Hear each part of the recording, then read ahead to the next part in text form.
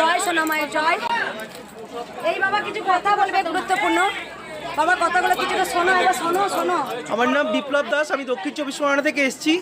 বর্তমানে আমার মায়ের হার্টের অপারেশন হয়েছে, এনজিওপ্লাস্ট। জয়বাবুটা মারা গেছে, বিধবা, ঘরে একটা বিধবা দিদি আছে। আমি বর্তমানে এমএ করে বাংলা নিয়ে রবীন্দ্রভারতী থেকে বিএড করেছি, তারপরেও কোনো কাজ পাচ্ছি না। এখন যেন এই মায়ের নাম করা থেকে কিছু আশার আলো পাচ্ছি, যেন মা যেন এই কৃষ্ণকালী সত্যি যেন বৃন্দাবন থেকে উঠে এসছে কৃষ্ণ রূপে, এই সত্যি মাতৃরূপী।